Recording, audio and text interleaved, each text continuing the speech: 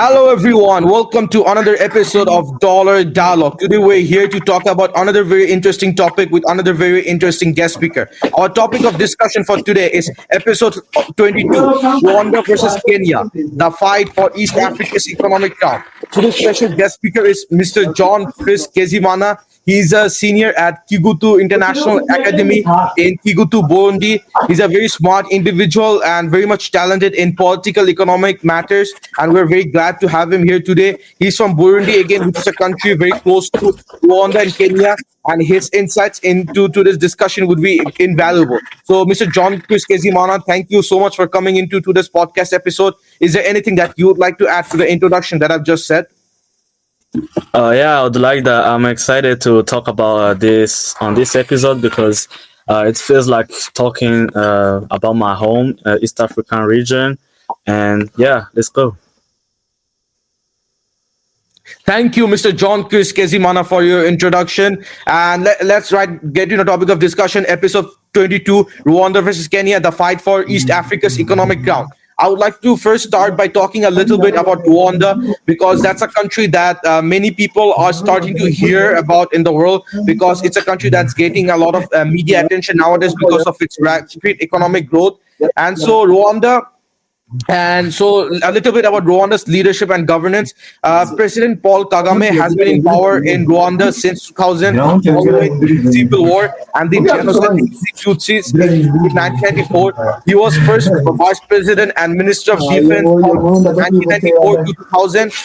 Kagame and the ruling family in Rwanda, which includes Kagame and his ruling party, which includes the Rwanda Patriotic Front (RPF), have been credited with bringing stability and development, but there have been concerns over authoritarianism and human rights abuses in his country, in Rwanda. And Kagame won a lot of elections since the year 2000. He won the 2017 president election with nearly 99% of the vote, following constitutional changes in 2015, allowing him to extend his presidency until essentially 2034. And Rwanda is a unitary presidential system with a bicameral parliament consisting of the Chamber of Deputies and the Senate, and the RPF, which is the Rwandan Patriotic Front, which is run by Paul Kagame, maintains a strong influence over political life and institutions. And there's also a limited political space for opposition parties and other people in Rwanda. Unfortunately, political opponents, journalists, and activists often face intimidation, arbitrary arrest, and sometimes disappearance. And the Freedom House rates Rwanda as not free, with a score of 22 out of 100 in its 2023 assessment, limiting political rights and civil liberties. However, in the recent years, the government has engaged in an active diplomatic campaign to improve international ties, particularly with neighboring nations like Uganda, Tanzania, and the Democratic Republic of the Congo (DRC), where tensions have been historically present. And Rwanda also plays a significant role in regional peacekeeping and diplomatic efforts. It is a contributor to the United peacekeeping missions, especially in Africa. And border tensions with the DRC have also escalated. DRC is, again, the Democratic Republic of Congo, particularly due to accusations of Rwanda's support for rebel groups in eastern DRC. And Rwanda's diplomatic relations have improved with some countries, but the country still faces allegations of extraterritorial repression and political interference in neighboring countries such as DRC. So that's the political background and a little bit about political history about Rwanda. And now talking about the economic situation. Rwanda has experienced robust economic growth over the past decades, averaging around 7.2% of GDP growth per year between 2010 and 2019, which has contributed to significant poverty reduction. And GDP growth rate was 10.9% in 2021, showing a rapid rebound from the 2020 COVID-19 pandemic. And GDP per capita of Rwanda stands at approximately $850 in 2021. When this last measure, which was in 2021, which is relatively low compared to other sub-Saharan countries, but a significant improvement over the last decade. And there's also a lot of agriculture, services, and manufacturing sectors, which are the main contributors to the Rwandan economy, which with services accounting for about 49% of GDP, and with agriculture around 24%, and in industry around 57%. And the poverty rate in Rwanda has also decreased from 57% in 2005 to around 38% in 2017, though the decline has slowed in recent years. And despite growth, there is also still considerable income inequality in Rwanda, with a Gini coefficient of around 0.43. And the Human Development Index for Rwanda, I think, stood around at 0.543 in 2021, replacing the country in the medium human development category, but it ranks around 160 out of 191 nations. And in terms of economic diversification, Rwanda is actively working to diversify its economy, moving away from its reliance on subsistence and agriculture, which employs about 70% of the workforce. And the government has also pushed for the development of sectors like ICT, finance, tourism, and real estate, and tries to brand its capital Kigali as a regional hub. And the World Bank's Ease of Doing Business report ranked Rwanda 838 globally in 2020, making it one of the top performers in Africa in terms of business environmental reforms. And foreign aid also constitutes a substantial part of Rwanda's GDP and government budget. For official development assistance, ODA is estimated to account for around 50 to 20% of Rwanda's budget, according to the World Bank, and this report came out in 2020. And Rwanda has also attracted a lot of foreign direct investment (FDI) by offering tax incentives, investment-friendly regulations, and a zero-tolerance stance on corruption. And many major investors include countries like China, the United Arab Emirates, the United States, with significant investments in infrastructure, manufacturing, and services. And Rwanda's external debt levels have been rising, with debt to GDP ratio estimated around 70%, but it's a growing country, so we estimate that to rise. And in terms of trade and exports, Rwanda is part of the East African Community, EAC, and benefits from regional trade agreements. It has also signed onto the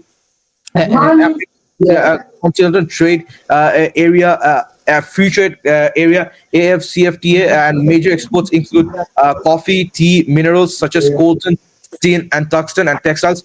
And the trade deficit remains substantial due to the country's limited export base and its reliance on the import of capital goods, food, and fuel. And so basically, this is a very brief introduction about the Rwandan economy and Rwandan political situation. The country Rwanda has, as a country, Rwanda has developed a lot since the 1990s conflict, and it has shown a lot of growth potential, and it has been able to attract a lot of foreign investments in the country, because I think it's one of the Rwanda's capital, Kigali, is one of the cleanest cities in Africa, which highlights that the country is trying to rebuild itself. And I think it has done that to some extent, because it has been able to pull a lot of trade into its country, into itself. And so this is a very good introduction about the economic and political situation of Rwanda. Are there any opinions that you would like to add to the things that I've just said, or would you like to add any new information, Mr. John Chris, Kezimana, Shazib Karim, or Arif Malik?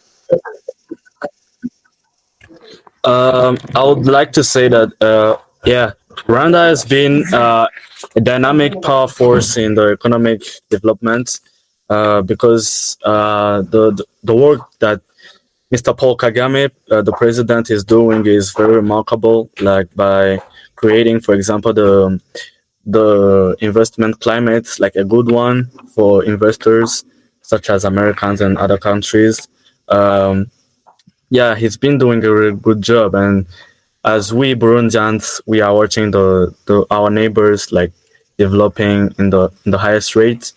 But I would like to mention that indeed, when Mr. Paul Kagame came to the power in 2000, he first tried to put Rwandans on the same page and tried to move forward from the genocide which happened in 1994.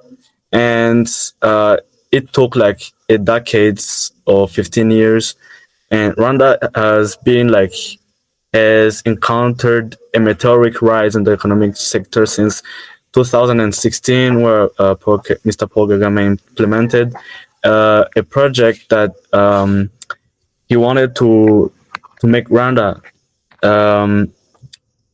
developed in the technological system and tourism, as he focuses more on branding Rwanda internationally. such as making on the an example I can give is uh, when you watch, like, for example, football in European countries, you can see, for example, the Arsenal team, they have the Visit Rwanda on their jersey, and that's a way to promote Rwanda and its tourism, and that's how many people are starting to recognize Rwanda as a rising economy in East Africa. And also another thing I would say is the fact that he wanted to combat corruption. The corruption uh, has played a huge role in doing so, in achieving the development and getting them to the stage they are at now. Yeah, thank you for your insights. I agree as well. And I think from my perspective, I'd say that the story of Rwanda's economic transformation is like one of the most inspiring ones on the continent. Because, as we know, this 30 years ago, the country was in ruins following the devastating 1994 genocide. But since then, under the leadership of, as you said, President Sir Paul Kagame, did achieve a remarkable turnaround, emerging as a model for post-conflict recovery and sustainable development. And in today's day and age, we can see that Rwanda's economy is one of the fastest growing in Africa, with annual growth rates averaging between 7 and 8%. And also, at the heart of Rwanda's success is its commitment to good governance and efficient public services. As the Rwandan government has built a reputation for being one of the most transparent and business friendly on the continent. And in fact, Rwanda consistently ranks as one of the top African countries in World Bank's Ease of Doing Business Index, outspacing many of its larger neighbors, including Kenya as well. Yeah, I would agree with Shazib Karim over here, and also like to say that like Rwanda is often referred to a land of the thousand hills, and like it has risen from the ashes of its tragic past, and is definitely catching up. And like to put some statistics about Rwanda has like a GDP of like $12 billion according to 2022 estimates, and it is an economic underdog, defying expectations. Because after the 1994 genocide, which devastated its social and economic fabric, Rwanda's government adopted ambitious policies. For example, President Paul Kagame's vision of returning Rwanda into a knowledge-based economy led to sweeping reforms and emphasis on good governance and the promotion of foreign investment. And like between 2010 and 2019, Rwanda's economy experienced an average growth of 8%, which is one of the highest in the world. And with sectors like construction, mining, tourism, Rwanda is a rising force, rising force to be reckoned with within East Africa. And with that said, I think Rwanda's growth is undeniable, and it is often referred to as the Singapore of Africa, Rwanda. And it has become an investment-friendly destination, and second in Africa, and 30th globally on the world's ease of doing business index. So definitely Rwanda has a lot of potential. So with this, I would like to ask Chris a question. So Chris, considering both Rwanda and Kenya's impressive growth stories, but also their challenges with poverty, public debt, and political concerns, which economic model do you think will best I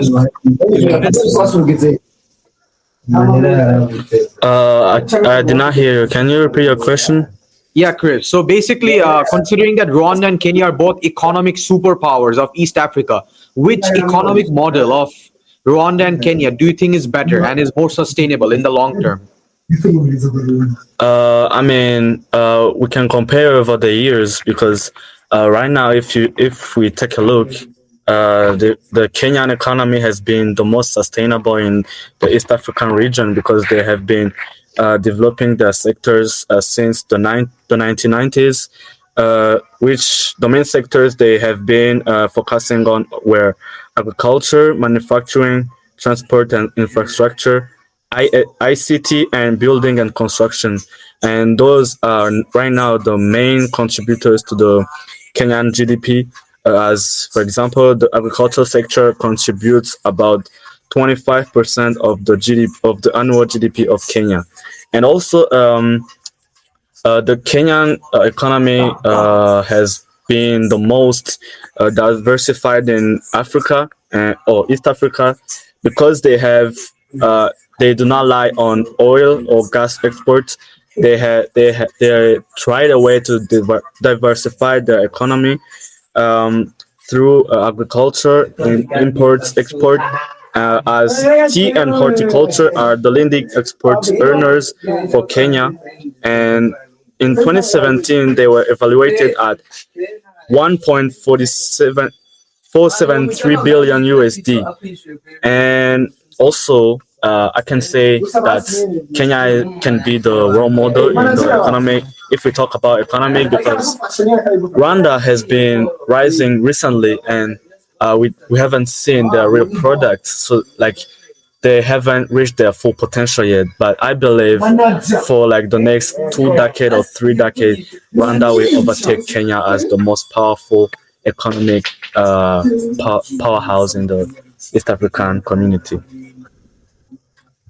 Thank you, everyone, for sharing all your invaluable opinions, especially Mr. John, Chris, Kezimana, Arif Malik, and Shazib Karim. Again, yeah, Rwanda has developed a lot in the last 30 years, 30 years, because since the genocide, unfortunate genocide, and the country has seen a lot of growth in exports. A lot of country has seen a lot of growth in foreign direct investments. Country has seen a lot of growth in GDP per capita, and I think they also have a very good leadership. Even though he doesn't follow the democratic principles, he was able to pull out Rwanda from a very, you can say, it was almost a failed. Rwanda was almost a failed state. He was able to pull Rwanda out of that war situation, of that genocidal situation, of the conflicts that the people of Rwanda were having between the Houthis and the Tutsis, and he was able to pull them out and bring them together as a single nation and develop afterwards. And this is seen because Rwanda's main exports, such as minerals, coffee, tea, and this were only being able to done because of investments in the sectors.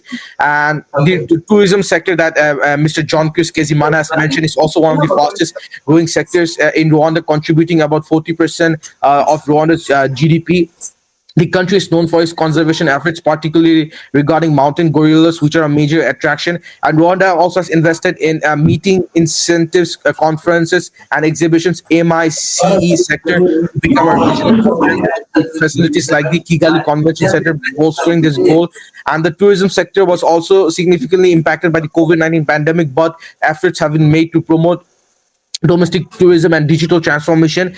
And another thing that's very important to note in case of Rwanda is the increase in the accessibility of healthcare to Rwanda's citizens. For example, in the year 2000, Rwanda's life expectancy was only around 49.6 years, but that increased to 69.6 years in 2021. And this shows that the country has implemented a community-based and this is also because the country has implemented a community-based health insurance program that covers over 80% of the population, contributing to improved health outcomes. And the literacy rate has also increased to approximately 72%, with gender parity in primary school enrollment that has been also achieved. And however, there are somewhat challenges remaining in the secondary and tertiary education, particularly in terms of quality and access. And Rwanda has also made a major improvements in gender equality and women's empowerment. Women hold over 60% of the seats in the Chamber of Deputies, one of the highest proportion globally. This highlights that Rwanda is Paul Kagame's Rwanda is trying to create a more equitable and equal society where people have their rights and people can express their rights properly. He has also worked making sure that Rwanda there's gender disparity in Rwanda. He's trying to work towards that, and gender gap by the World Forum, indicating progress in gender parity in political, economic, and social spheres. And there are some challenges, social challenges remaining in Rwanda also, like youth unemployment, urban rural disparities, and access to quality services. Now, let's move on to our next country to discuss a little bit more. And the next country is obviously Kenya. Let's discuss a little bit about Kenya's political situation and the economic situation of Kenya, because Kenya is probably one of the most famous countries in the world. Everyone probably in the world knows Kenya. So, and it has been a major East African country for over more than, I would say, 30 years. So Kenya is a little different than Rwanda when it comes to political situation. The country operates under a multi-party political system with strong presidential model. The president serves as both head of the state and government. The current president, I think, is Mr. William Ruto, who has won the 2022 election, succeeding Uhuru Kenyatta, and the election results were closely contested, with Ruto receiving 50.5% of the vote compared to his main rival Raila Odinga receiving around 48.9%. And Kenya's bicameral parliament consists of the National Assembly and the Senate, with both houses having significant legislative power. However, the president retains substantial influence over the legislative process. And Kenya's devolved governance structure established by the 2010 constitution created 47 counties within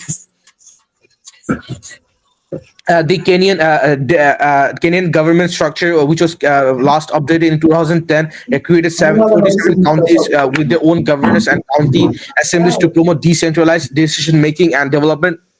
And Kenya's politics are also marked by ethnic affiliations and regional dynamics, which often influence voting patterns and political allegiances. And the country has a history of political unrest surrounding the elections. For example, in 2007 to 2008, post-election violence was particularly severe, resulting in over 1,000 deaths and the displacement of thousands. However, subsequent elections, including 2013, 2017, and 2022, have seen relative improvements in stability, though they still notice legal challenges.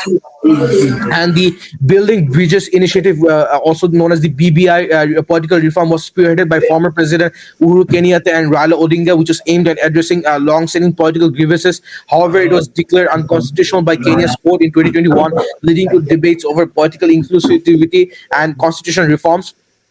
And now let's talk a little bit about Kenya's economy. Kenya's economy is one of the largest in East Africa, and I think as of 2021, the Kenya's GDP per capita was around $110 billion, and the country has also experienced solid economic growth over the last decade, averaging about 5 to 6% annually from 2010 to 2019. However, GDP growth dipped to 0.3% in 2020 due to the COVID-19 pandemic, before rebounding to an estimated 7.5% 2021. And GDP per capita of Kenya stood at approximately $2,100 in 2021, reflecting a middle income economy, but with significant disparities between the urban and rural areas. As for the Kenyan foreign direct investments and trade, Kenya is one of the most, you can say one of the most powerful countries in East Africa, and it's a key regional trading hub in East Africa, being a member of the East African Community (EAC) and African Continental Free Trade Area (AFCFTA). It has also trade agreements with the United States and the European Union. And major exports of Kenya include tea, coffee, textiles, while major imports include machinery, petroleum products, and transport equipment. And the Kenyan economy and the Kenyan government has also made significant developments in infrastructure, including roads, railways, and ports, and energies, including renewable resources like geothermal, wind, and solar. And the standard gauge railway (SGR) also was built in Kenya in order to make sure that the country was connected, especially the cities of Mombasa to Nairobi. And this was also a flagship infrastructure project aiming to improve logistics and reduce transportation costs. And manufacturing contributes around 7.5% to Kenya's GDP, with the government targeting an increase to 15% under its Big Four agenda, which focuses on manufacturing, affordable houses, universal healthcare, and food security. And Kenya is also very much invested in tourism. Tourism is a key sector in Kenya, contributing about 8.8% of GDP in 2019. And Kenya is known for its wildlife, national parks, and coastal attractions. And the tourism sector was obviously affected by COVID-19 pandemic, but it has made a comeback since then. And the service sector also includes finance, ICT, and retail, which plays a pivotal role in the Kenyan economy, with Nairobi emerging as a regional financial and technological hub, often referred to as Silicon Savannah. And in addition to that, the literacy rate in Kenya is around 81%, with near gender parity in primary education enrollment. And the Kenyan economy is also led the Kenyan economic growth has also led to a lot of urbanization. Urbanization in Kenya is growing rapidly, with approximately 30% of the population residing in urban areas. Nairobi, Mombasa, and the major urban centers. Though this rapid urban growth has led to challenges in housing, sanitation, public services, and slums and informal settlements also remain prevalent in Kenya. Unfortunately, in major cities, with challenges related to access to clean water, sanitation, and affordable housing. And moreover, the Kenyan economy, as I've said, is very diversified. It has seen a lot of growth, and Kenya, you can say, it's one of the most powerful countries in East Africa, and it is also you can say somewhat of a country in East Africa that East Africans themselves trust. Kenya also has a robust financial sector, a robust ICT sector, and so basically that was a very brief introduction about the Kenyan economy and the Kenyan government. And one of the major differences I've realized between the Kenyan and the Rwandan government is that Kenyan government is, you can say, somewhat democratic because they have elections, and the head of state, the president of Kenya, changed over the last 20 years compared to Rwanda, which has had only one president, Paul Kagame, over the last 20 years. In my opinion, Paul Kagame obviously has done a wonderful job in Rwanda, but we would see what happens to the we can see like the Kenyan economy, Kenyan government is obviously structured on the Western model of democratic principles, and the Rwandan government is somewhat different. But we can argue both ways. Again, it's not following democratic principles, but again, Paul Kagame was able to bring back Rwanda from a war, and he was able to bring back Rwanda to a state which is now allowing Rwanda as a country to grow. So you can say that Paul Kagame's rule was obviously beneficial for Rwanda in the long term. And so that's my opinion, and that's a very brief introduction and a little comparison between Kenya and Rwanda. Are there any information or any more opinions that you would add to the things that I've just said, Mr. John Chris, Kezimana, Arif Malik, or Shazib Karim? I can add something, and a little insights about politics is that even if Rwanda is not a well democratic country, like people like love Paul Kagame because they do not see another one replacing him, because he has been a huge factor of their development, because many people consider him as the heart of their success, and as they do not see anyone succeeding him and doing the things he has done in those past 20 years. And in Kenya, yeah, they are pretty democratic. And if I'm to talk about economic things, I would like to add that Kenya is a very gifted country, like both geographically speaking and politically speaking, because if we're talking about geography, is the country is gifted because it has allocation on the ocean, the Indian Ocean, and its ports of Mombasa is a vital port to the exports of many African countries, including the East African countries and other Central African countries like DRC or the Republic of Congo, and also in the export sector, many countries of Africa, including my country, Burundi, or Rwanda, or those landlocked country, when they are importing things, they have to pass either by the Mombasa port or the Dar es Salaam port from Tanzania. And that's how it contributes to the economy rise of Kenya. And also, another thing I would like to add is Kenya's position as the economic, commercial, and logistical hub places the country as one of the top investment destinations globally. This way, I'm talking about its dominance in the East African communities, contributing to more than 40% of the regional GDP. And also, Kenya has faced a remarkable rise in the trade markets as its member in the COMESA economic region, which gives him many trades partners in Africa. and therefore boosting its economy in the future. And also, the president William Ruto has late in March established its vision 2030, the fourth term of it, and he plans that by the end of 2040, Kenya will be a middle income country by increasing the key areas which are the basic needs of the Kenyan people, such as healthcare system, education system, and also he wants to tackle the corruption which been rising, and tackle also the unemployment rates among the youth and women. And yeah, that's pretty much it. And yeah, thank you. Yeah, thank you. And I think to add my own opinion and add some more insights, I think when we're talking about Kenya's politics and economy, I'd say from the political lens, politically, Kenya is more of a multi-party democracy with a more open political system compared to Rwanda's. While this provides Kenyans with greater political freedoms, it also introduces challenges in terms of governance and political stability, as Kenya has experienced significant political unrest, especially during election seasons, which often results in economic slowdowns. And elections in Kenya are highly competitive and sometimes contentious, which has led to periods of instability that disrupt investments and business operations. But on the economic front, Kenya benefits from having East Africa's largest economy with a GDP that dwarfs Rwanda's. And the country's economy is highly diversified as well, with strong sectors in agriculture, manufacturing, tourism, and technology.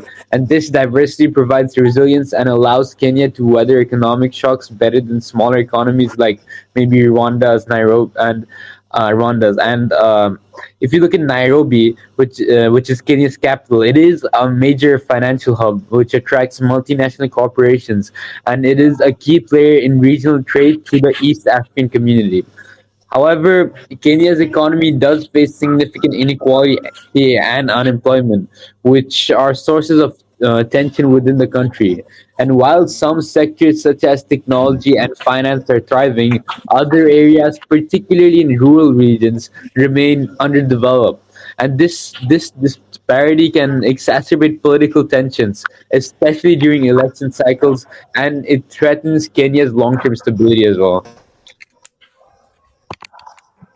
Yeah, I would agree with Shazib, and I would also say that Kenya, which is often seen as a democratic leader in East Africa, has also faced its fair share of significant issues in recent years. For example, its political landscape is often marked by ethnic divisions, electoral violence, and often the allegations of corruption. And the post-election violence of 2007 and 2008 of Kenya left over 1,100 people dead and hundreds of people displaced, which highlights the fragility of the democratic institutions in Kenya. And even in the most recent election, there were disputes over the results, which has led to some unrest and raised questions about the transparency of the process. And corruption still remains a pervasive problem in Kenya. In 2020, for example, Kenya ranked like 123rd out of 180 countries in Transparency International's Corruption Perception Index. And I would say these political and democratic challenges have at times hindered the investment and economic development of Kenya, but Kenya still continues to grow. And this is evident by the fact that it has averaged GDP growth of 5% over the last decade. And as for Rwanda's story, I would say is a bit more nuanced, because after the 94 genocide, the government under President Paul Kagame adopted a model of centralized governance, which provided stability, security, and economic development over democratic freedoms. And while this approach has resulted in remarkable economic growth, it has at times come at the cost of political space and freedom of expression.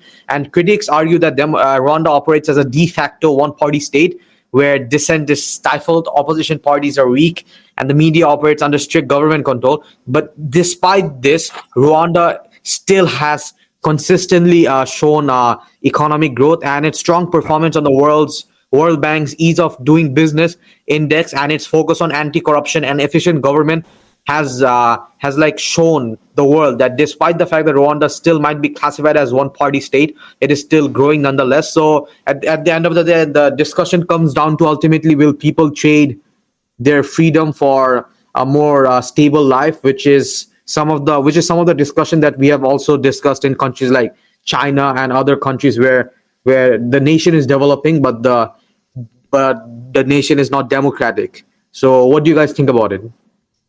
I want to speak about the last point you just mentioned by saying that indeed in Rwanda there is a one party ruling, the front party, the party of Kagame. He indeed wants a successor in the presidency, and but the Rwandans themselves don't see that the person who can do like the things Kagame has done over those 20 past years, and that's why they reinforced the spying system and the military system to track down the opposing the opposant of Paul Kagame, and yeah, that's pretty much it. But I could not say that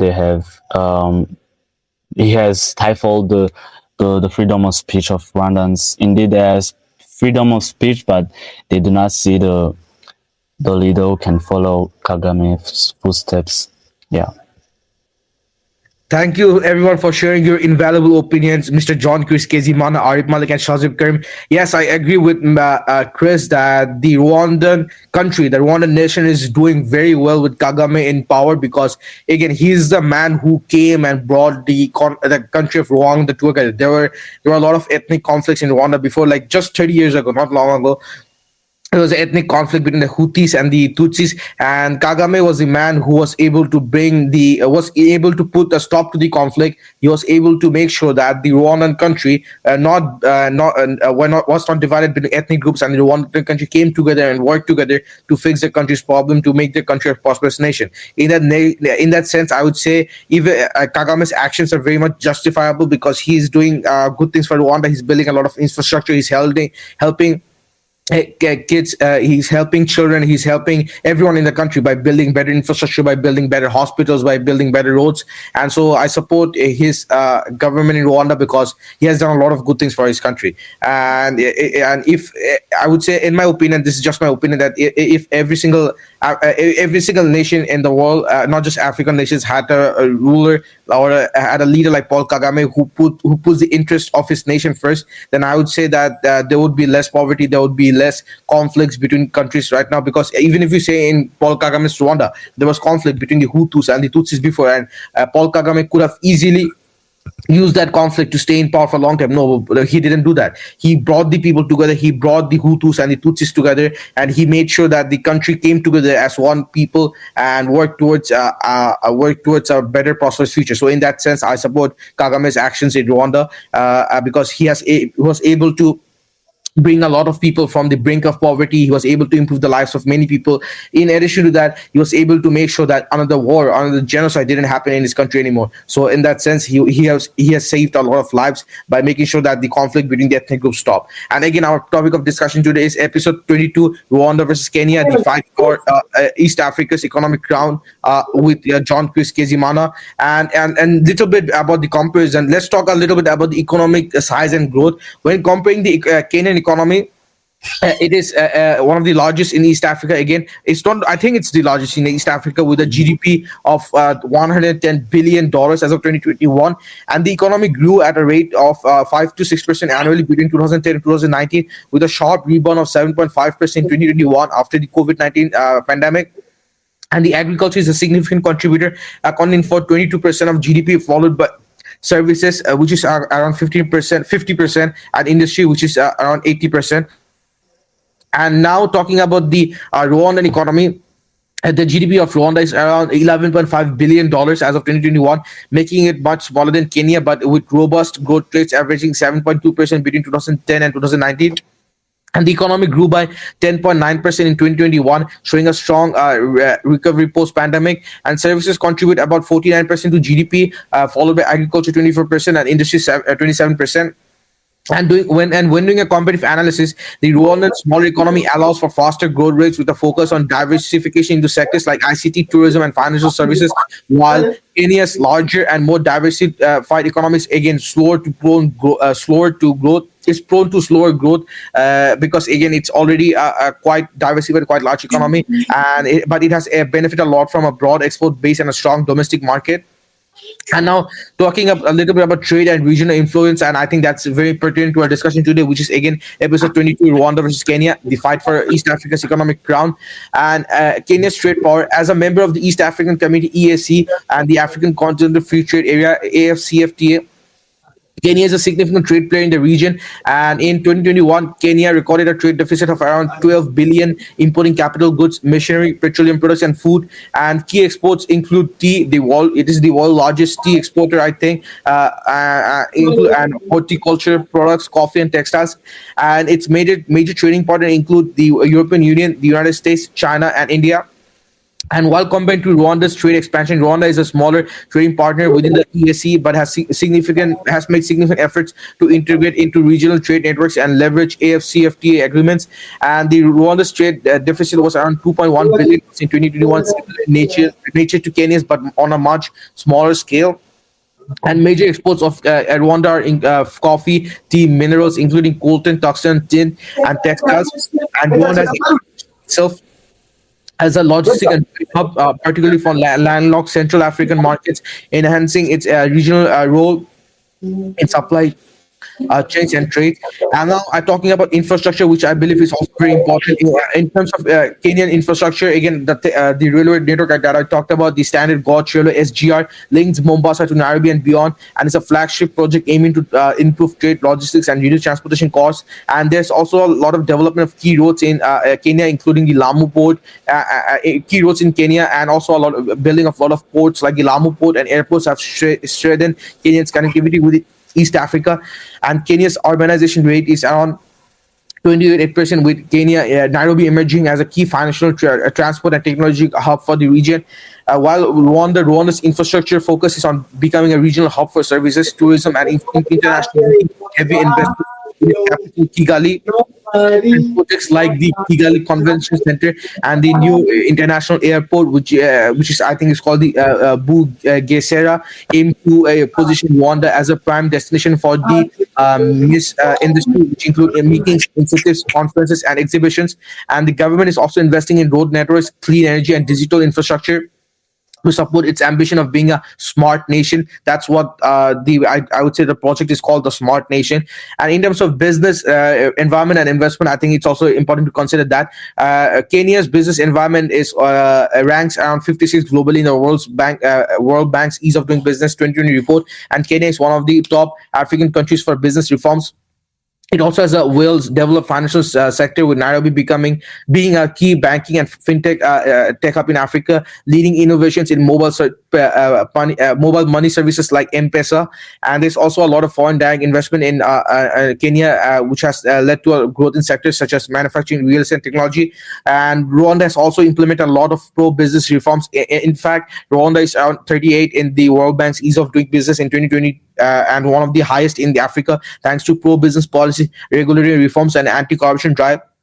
And the Rwandan Development Board, which is called the RBD, acts as one-stop shop for investors, simplifying processes to encourage investment in the country. And the foreign direct investment is also growing in Rwanda rapidly, particularly in ICT, real estate, tourism, and manufacturing, with key investors from China, the UAE, and the United States. So this is a very brief comparative analysis between Rwanda and Kenya. I think I compared a little bit about the business environment, the infrastructure, and trade, and the economics. Is there anything that you'd like to add to the things that I've just said, or any more opinions, Mr. John Chris, Kezimana, Arif Malik, or Shazib Karim?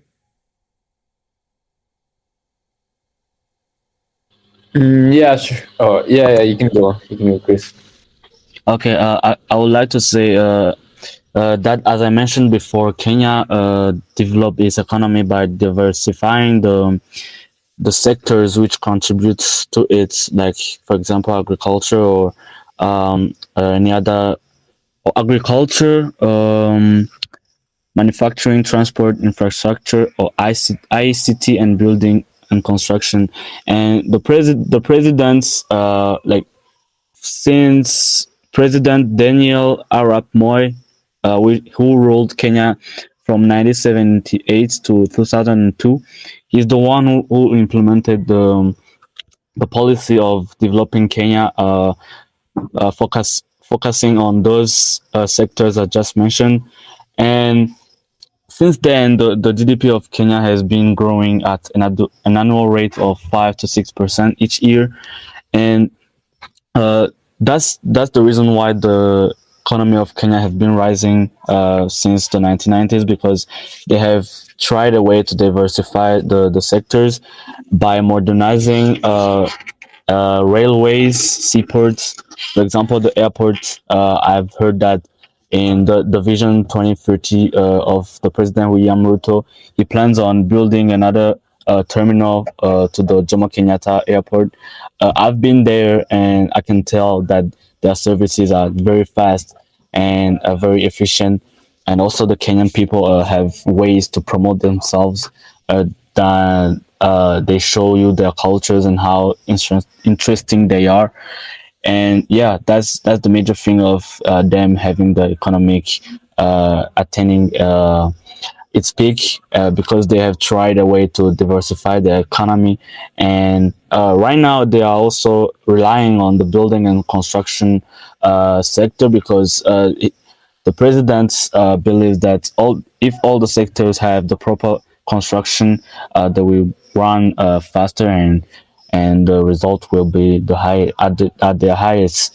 For example, he was trying to modernize the railways and roads to enhance the economy, trade markets between Kenya and other countries such as Uganda, Tanzania, Ethiopia, and other countries.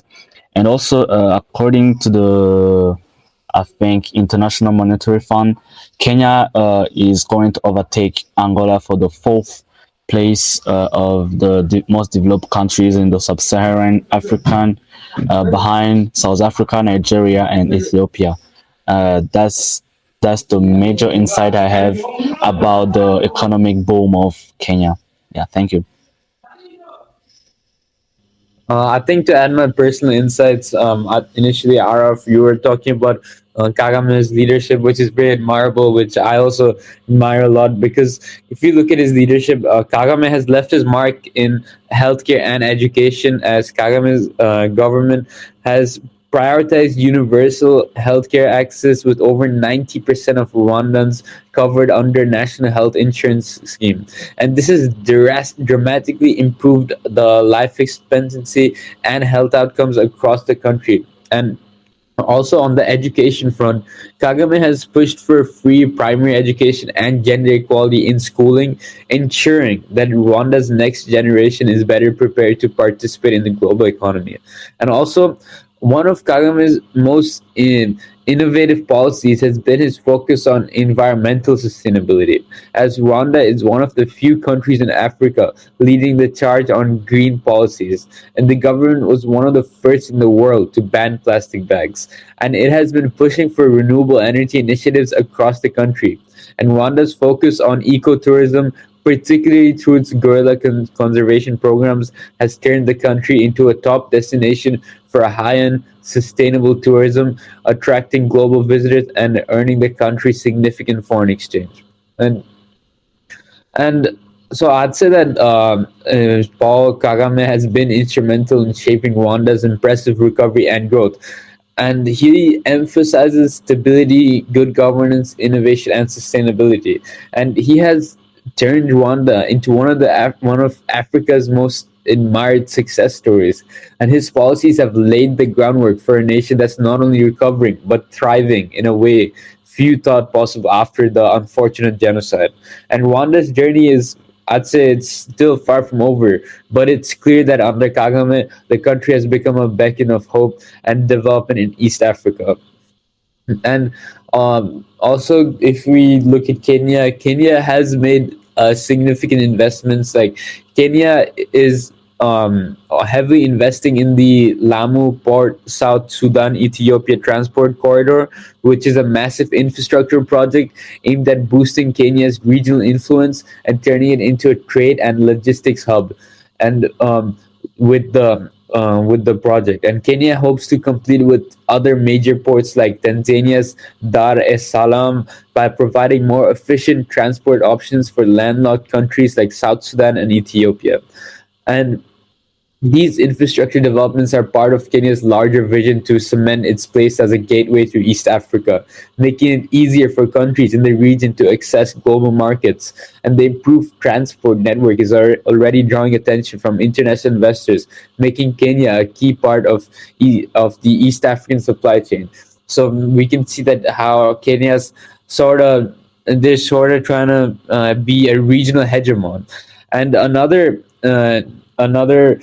key sector is technology, which Kenya has earned its nickname the Silicon Savannah. For good reason, because the country has become a global leader in financial technology, that's thanks to M-Pesa, the mobile money platform launched by Safaricom in 2007. And M-Pesa has revolutionized how people in Kenya and much of Africa handle their finances, giving millions of people access to financial services, even in remote areas. And this innovation has spurred the development of hundreds of startups in fintech, agriculture technology, and e-commerce, helping Kenya build a thriving tech ecosystem as well. Yeah, I would agree with Shazib, and I also like to say that like I have a geography teacher called Miss Kimani. So Miss Kimani is from Kenya, and she once told me that there was a mass seizure of elephant tusks that poachers had, and William Ruto completely burned those elephant tusks. Which clearly shows that Kenya is not messing around when it comes to climate change and when it comes to environmental repercussions. And another factor that I would like to discuss is the role of the youth and their influence in both Kenya and Rwanda. So East Africa in general has one of the world's youngest populations, with around 70% of Kenya's and Rwanda's population under the age of 30. And this youth bulge represents both an opportunity and a challenge, because one hand, the potential for a demographic dividend is immense. A large young workforce means the average labor productivity will be more of an economy, and this will propel the economy forward. But on the other hand, if this is not harnessed, youth unemployment, which is pervasive in many countries, could lead to social unrest, migration, brain drain, or even increased crime. In Rwanda, for instance, unemployment among the youth is around 21%, and in Kenya, it's around 13%. So this could be a potential problem, but at the moment it's not. So there's a lot of still young people struggling to find jobs that match their skills. But with technology, this could be mitigated. And another factor is both Kenya and Rwanda are part of the East African Community, EAC, which is a regional bloc aimed at fostering economic cooperation. And the EAC, in my opinion, is a double-edged sword, because while it opens the market and promotes trade, which allows free movement of goods and labor across the member states, it also creates competition between nations vying to be a dominant economic force in East Africa. And tensions have occasionally arisen between Rwanda and Kenya, particularly over tariffs, as they both strive to position themselves as the gateway to the East African market. And lastly, I would like to talk about some of the cultural factors of Rwanda and Kenya. So the cultural factors on economic and political development often flies under the radar, but it's important to address. In Rwanda, for example, the emphasis on national unity and the national social cohesion following the genocide has led to a unique cultural narrative that prioritizes the national identity over ethnic affiliations. And this unity narrative has facilitated tremendous economic development and peace in Rwanda. And this is shown by the lack of social unrest, and the people in Rwanda are generally very peaceful. As I've said before, it is referred to the Singapore of Africa, and it is the Singapore of Africa for a reason. And in contrast, I would say Kenya's cultural fabric is rich, but there's a lot of different tribes in Kenya. For example, the Kikuyu and Kikuyu tribe in Kenya. There's a lot of different ethnic lines and ethnic tribes which influence politics and the economic opportunities of Kenya. And these divisions sometimes deepen during election cycles where political leaders often mobilize support along their ethnic tribes, which leads to tensions that disrupt national unity. But I would say, in summary, Rwanda and Kenya's economic growth and political environments are frequently discussed, but it's important to like talk about the environmental sustainability, youth dynamics, the EAC, the regional integration blocks, and the cultural narratives that also play a pivotal role in shaping the economic factors of these nations. I would like to add to a thing that Shazhai Karen said. That Mr. Paul Kagame had played a huge role in unifying Rwandans, and to another point that he said, saying that Kagame's action can be justified because of uniting those people. I can give an example of my country, Burundi. We also have those two major ethnic groups, Hutu and Tutsis. But for us, the presidents who come on power often emphasize on those differences in order to stay on power, which Kagame didn't do because he put the country's interests before, and that's led to a great leadership and a great economic development, because when you put people together on the same page and try to make them achieving one goal, which is economic growth, that can be a real great thing to do. And to add also to what Ari Malik said, the culture in Rwanda has been on the international scale, because they have found ways to promote themselves. For example, if you can go and see on YouTube, for example, they promote their culture, their dance, their style of wearing, their food. And also those major things, those tiny things contribute to the economy of the country, and they play a huge role, because when, for example, tourists come into those two countries and they find a culture which is well established, and they like it and they want to come more often, which brings the fact that they will bring more money into those countries, and in therefore enhancing the economic growth of those two countries. And to close out, I would like to say that in order to achieve an important economic growth, you must have a great leadership on your country, because a great leadership is the essence of the economic growth and the development of the country in general. Thank you. Thank you, Mr. John Chris Kezimana, Ari Malik, and Shazib Khan for all the invaluable opinions that you have shared. Now, yeah, I agree with all the things that you have said. And now, to add a little bit, I think compared to Kenya and Rwanda, the social human development also plays a big factor. For example, if you look at the life expectancy between Kenya and Rwanda, life expectancy in Kenya is around 67 years.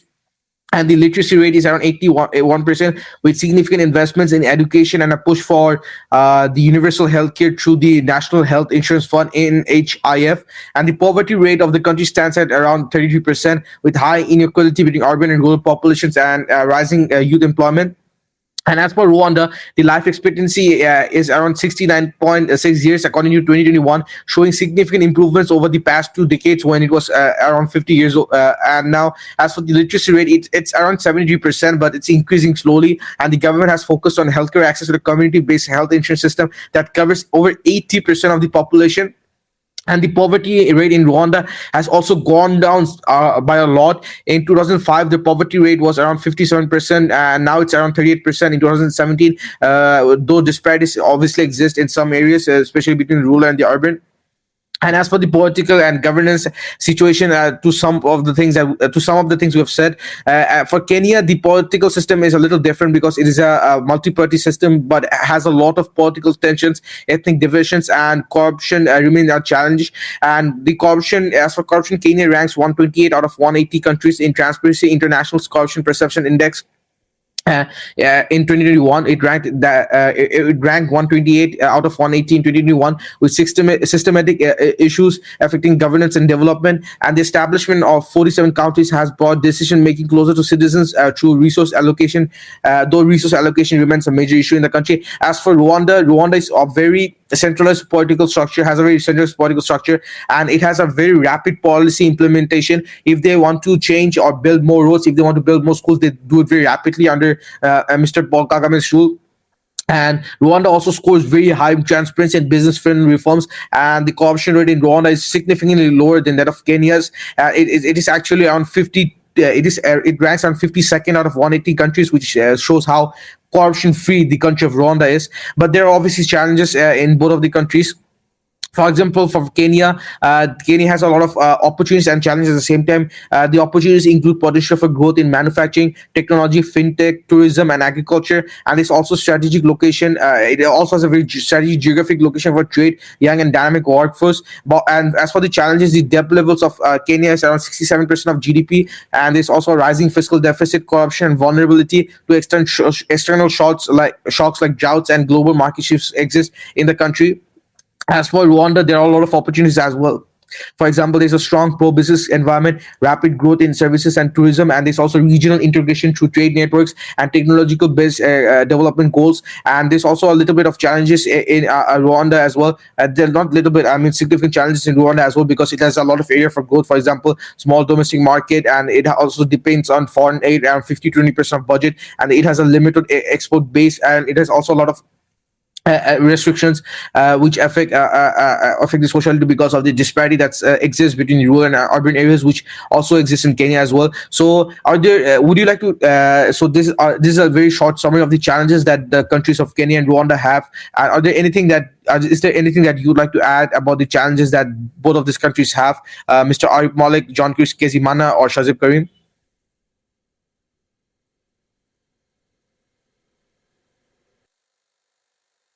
Shazib, I see your hand is raised. Would you like to add anything? Yeah, sure, Araf Malik. So I think that some more insights. I think if we look at both Rwanda and Kenya and make comparisons between them, like which you were talking about, Araf, I think if you look at the statistics, in Rwanda, the poverty rate has decreased steadily over the past 2 decades.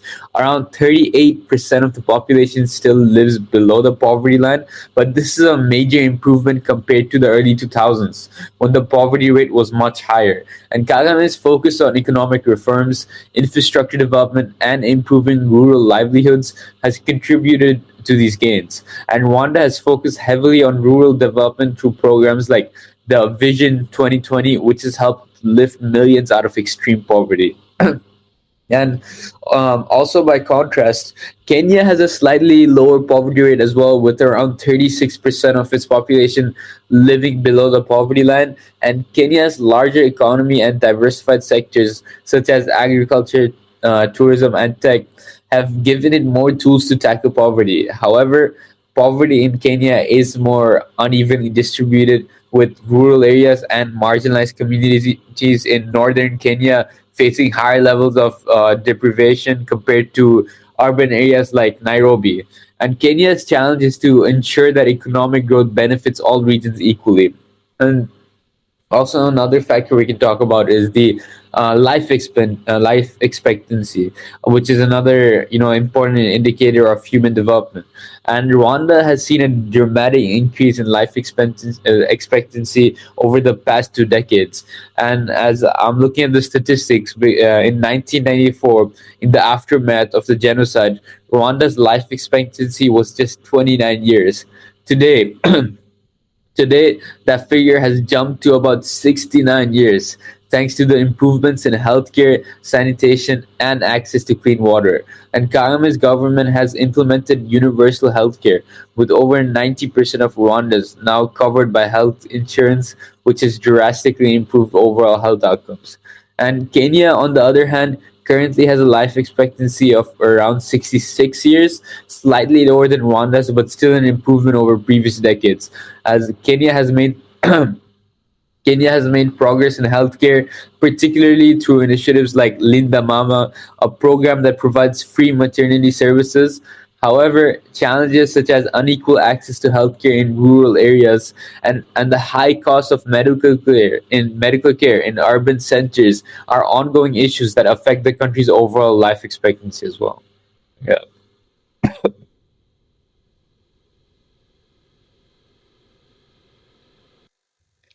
Thank you, Shazib Karim, for all the invaluable opinions that you have shared. And also thank you so much, Mr. John Chris Kezimana and Arif Malik, for all the things that you have shared today. And as for conclusion, in my opinion, again, today's episode is episode 22, Rwanda versus Kenya, the fight for East Africa's economic crown. In my opinion, this is a fight that I believe that both of the countries are fighting very well. Both of the countries are developing significantly, and in my opinion, I would like to see East African community where every country is developed and every country is doing very well. So I would say that by that every country is doing well, and I think that both Kenya and Rwanda are I would say mutually sharing the economic ground, because both of them are developing at a very rapid pace. Both of them are developing in a very, you can say, in a very hopeful way. And also, in conclusion, in my opinion, Kenya has the advantage of a larger, more diversified economy, a stronger regional trade influence, and established financial and technological sectors. And this is what Kenya is good at, while Rwanda is growing rapidly and aiming for diversification with a strong focus on governance, technology, and tourism as drivers of economic transformation. Both countries are representing unique opportunities and face specific challenges, with the competition for economic leadership in East Africa is driving a lot of innovation, regional integration, and strategic development across the region. And for this reason, I believe that Rwanda and Kenya are mutually sharing the East African economic ground, because they're mutually developing nations. They're developing, even though they're developing at different rates. Both of them are developing. Both of them are becoming better countries day by day, and both of them are able to provide their citizens with more amenities, better lifestyle as day goes on, such as better healthcare, better schooling, better roads, etc. So that's my opinion, that both of these countries, Rwanda and Kenya, are East African economic grounds. Is that an opinion that Mr. John Chris Kezimana, Shazib Karim, and Arif Malik, that you would agree with? Yeah, I would agree with that. Me too. I'm agree. I agree with you. Yeah. Thank you, Mr. John Chris Kezimana, Shazib Karim. Arif Malik, would you agree with this conclusion? Yeah, I would definitely agree with that as well. Thank you, everyone, for your agreements. Now I think that brings us to the end of our discussion for today, episode 22, Rwanda versus Kenya, the fight for East Africa's economic ground, with John Chris Kezimana. Chris, thank you so much for joining into today's podcast, for sharing your invaluable opinions. I hope that you enjoyed our discussion today. We learned a lot from you we learned a lot from you about Rwanda's and Kenya's history. We learned a lot about the governance in those two countries, because we are from the East African region. So thank you so much for sharing your invaluable opinions and for joining us into this podcast discussion. Is there are there any final words that you would like to say before we depart for today? First of all, I would like to thank you all for welcoming me on Dollar Dialogue, and I look forward to be on another episode talking about other interesting topics. I like today's topic, and thank you for receiving me on your channel. Yeah, thank you. You're welcome, Dan. Thank you very much again, Mr. John Chris Kezimana, for coming into today's podcast. So today's podcast was episode 22, Rwanda versus Kenya, the fight for East Africa's economic ground, with John Chris Kezimana. Thank you to the audience for listening to this discussion. I hope that you have learned a lot about the East African community, about the economics of Rwanda and Kenya. And thank you so much for listening to our discussion. And we hope to see you next week with another very interesting topic, with another very interesting guest speaker. Thank you, and goodbye for now. I don't ever slow up, no I don't take shit. I got no love for the fakeness. If you wanna play tough and wanna hate this, I'll always show up. I don't ever slow up, no I don't take shit. I got no love for the fakeness. If you wanna play